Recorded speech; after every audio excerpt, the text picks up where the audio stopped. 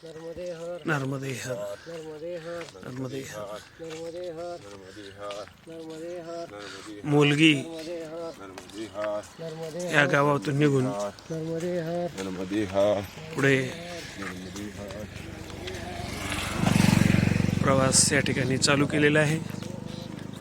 आज परिक्रमेचा 14वा दिवस आणि आमचे काही सोबतचे साथीदार हे पुढे गेलेले आहेत, काही आम्ही काही मागे राहिलो होतो। परिक्रमेचा आज 14वा दिवस आहे। थंडी खूप आहे, तरी या थंडीमध्ये प्रत्येकाने गार पाण्यानं स्नान करून मैयाची पूजा करून या ठिकाणी हे बिजरी गव्हाण म्हणून गाव आहे। या ठिकाणी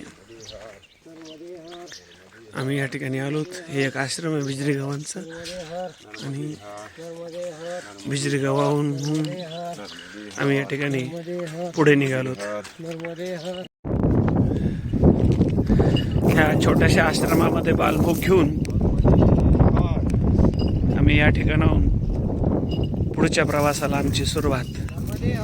नर्मदे हर। मोकस या गावाहून निघून भोजन प्रसादी घेऊन निघाल्यानंतर वडफळीकडे आम्ही ह्या ठिकाणी जात आहोत। वडफळीकडे जाताना नर्मदे हर नर्मदे हर नर्मदे हर वडफळीकडे जाताना हा घाट लागतो। ह्या घाटामधून सगळा जंगल मार्ग आहे। महाराष्ट्र सरकारनं डांबरी रस्ता केल्यामुळं ह्या ठिकाणाहून काही मोठमोठे वाहनं सुद्धा या ठिकाणी जातात।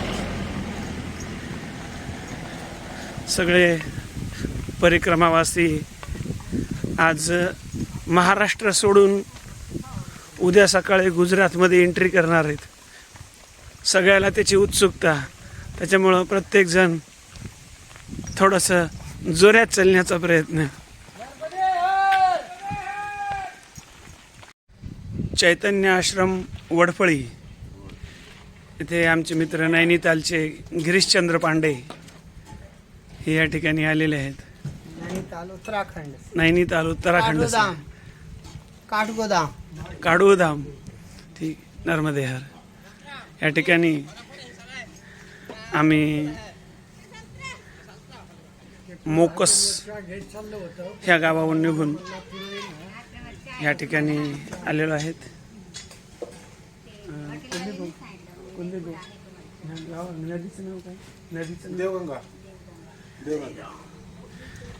या ठिकाणी सगळे आमचे परिक्रमावासी या ठिकाणी आलेले आहेत। हे महाराष्ट्राच्या बाँड्रीवरचं शेवटचं गाव, शेवट ही देवगंगा नदी। आम्ही त्याच्या पलीकडे हा दिसतो तो पलीकडचा गुजरात। नर्मदे हर बाबाजी नर्मदे हर। चैतन्य आश्रमामध्ये आमचे सगळे सहकारी या ठिकाणी प्रवेश करताना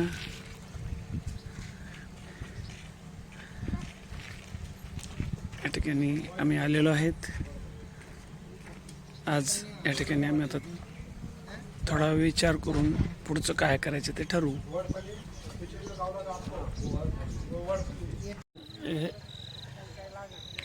नर्मदे हर नर्मदे हर। मित्रांनो, आज परिक्रमेचा 14वा दिवस। आज आम्ही मुलगी ह्या गावाने निघाल्यानंतर पहिले आम्हाला बिजरी गव्हाण हे गाव लागलं।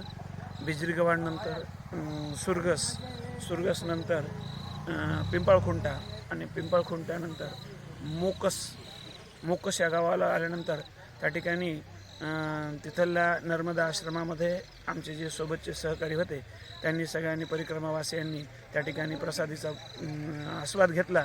आणि त्याच्यानंतर आम्ही पुढे आल्यावर आम्हाला एक पांढरमाती म्हणून गाव लागलं। त्याच्यानंतर वडफळी, ह्या वडफळीमध्ये गावात आल्यानंतर चैतन्य आश्रम जो कुलदीप कुलकर्णी धुळे येथील आहेत ते या ठिकाणी तो आश्रम चालवतात. तर त्यांच्या आश्रमामध्ये आम्ही या ठिकाणी आलो. मी माझ्या पूर्वीच्या परिक्रमेमध्ये या ठिकाणी थांबलो होतो, त्याच्यामुळं मला हा आश्रम माहीत होता आणि म्हणून ह्यावेळेसुद्धा आम्ही मुद्दामून ह्याच आश्रमामध्ये या ठिकाणी आलो. ही जे हा आश्रम आहे, ह्या आश्रमामध्ये आम्ही ह्या ठिकाणी मुक्काम करत आहोत आणि हा त्या ठिकाणी त्यांनी हे आश्रम आहे आणि त्याच्या बाजूला आम्हाला उतरायला दिलेले ही एक म्हणजे रूम आहे. ह्या रूममध्ये सगळे आम्ही परिक्रमावासी या ठिकाणी राहतो. आता ह्या ठिकाणी आल्यानंतर मग हे जे आहे आता सध्या जे आम्ही आहोत ही महाराष्ट्राची भूमी आहे. हे आपला हे जो डोंगराळ भाग दिसतोय, अलीकडचा भाग हा हिरवळ दिसतोय, ते हा आपल्या महाराष्ट्रातला आहे. आणि ही देवनदी आहे, ही देवनदी आहे. या देवनदीच्या पलीकडचा भाग जो आहे तो गुजरातमध्ये येतो. ते गुजरात राज्य आहे आणि हे महाराष्ट्र आहे. सध्या आम्ही महाराष्ट्रात आहोत. उद्याच्याला आमचा जे सकाळचं पाऊल पडेल पहिलं ते गुजरातमध्ये, महाराष्ट्रातून आम्ही गुजरातमध्ये प्रवेश करू. तर अशा प्रकारे आजचा आमचा हा 14वा दिवस या ठिकाणी आम्ही मुक्काम करत आहोत. नर्मदे हर, नर्मदे हर, नर्मदे हर.